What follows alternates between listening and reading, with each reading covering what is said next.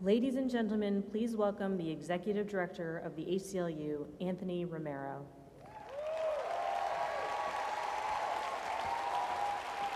Thank you. Thank you, everyone. Thank you very much. To those of you here in the auditorium today in Miami, I want to thank you for making the time on this Saturday afternoon to join us for this resistance training.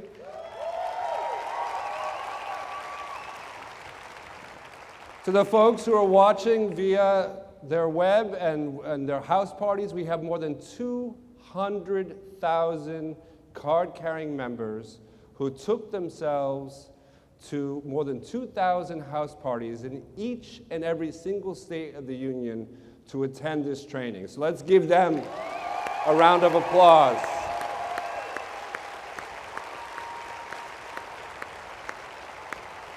Now, I'm not going to gild the lily. These last 4 months have been remarkably challenging for the ACLU, right? We woke up the morning after the election, like many of you, and we took a deep breath, and we thought about the challenges we would have to confront, that our organization was created for moments like this. That, in fact, thank you. For our 97 years, our task has been to speak truth to power and to stand up for the values that make this country great in a way that most people don't fully recognize, especially in the Oval Office.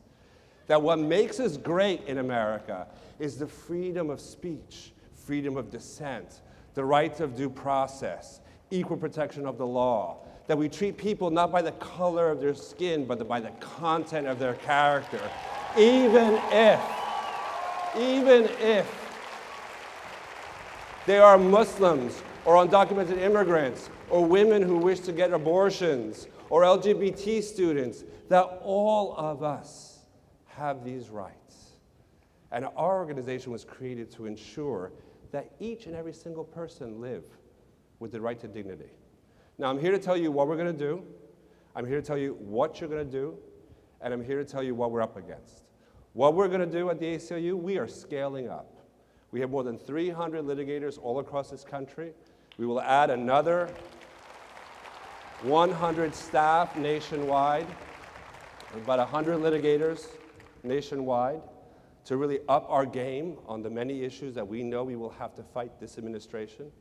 The issues we prioritize are immigrants, reproductive rights, the First Amendment and freedom of religion, civil rights, and LGBT rights.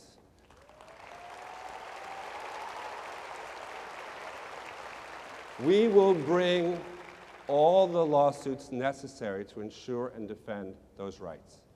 Just as we did with the Scopes trial, just as we did with Korematsu, just as we did with Miranda and Gideon and Griswold and Obergefell, we will bring those cases against all odds, no matter what. Second thing, what are you going to do?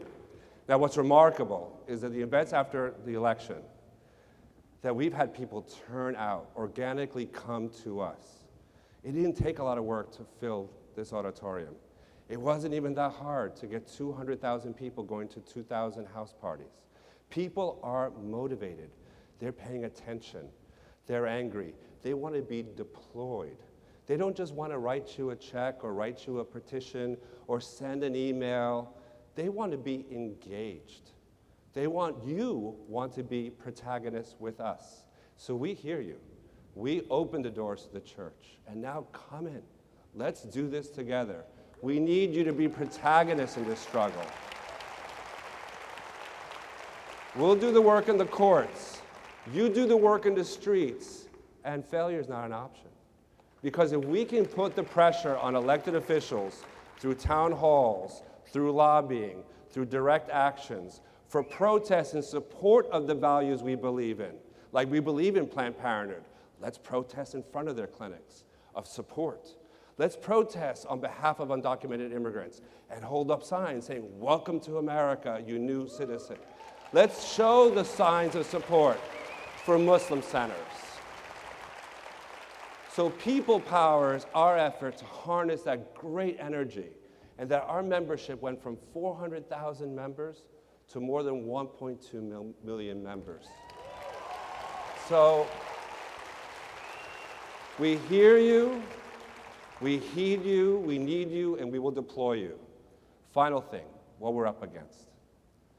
Now, even though I feel very good about the organization that I represent, and it's a privilege to do the work I do, and even though I'm incredibly hardened by the 1.2 million people who now are part of the ACLU family to make a difference in this world, I also want us to be clear-eyed about what we're up against.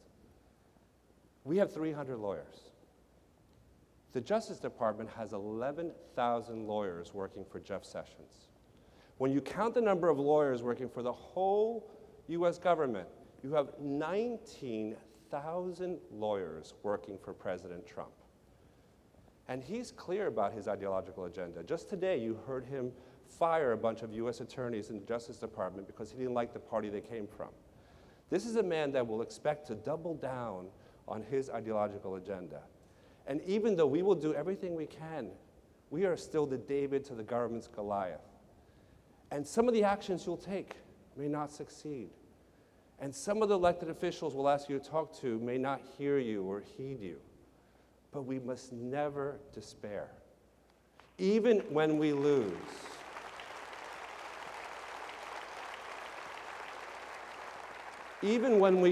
we must take courage in the fact that this is worth fighting for, that there is dignity in entering this battle, that we will not cede this ground to ideologues or to his supporters who don't believe or support in the best of American values. We must never dismay from the challenges we confront, even in our darkest moments, because democracy must never be a spectator sport.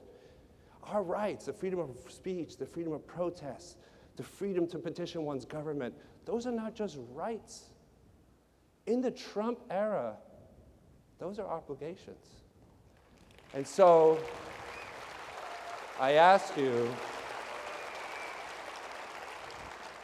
to stick with us, to make sure that you're there, that you're fired up, that this will be a long 4 years, but with you, we and you will get through this together.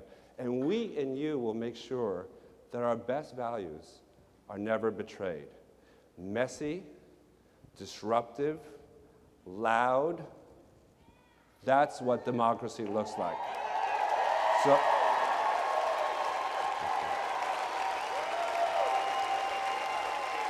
So let's go show them, shall we? Thank you.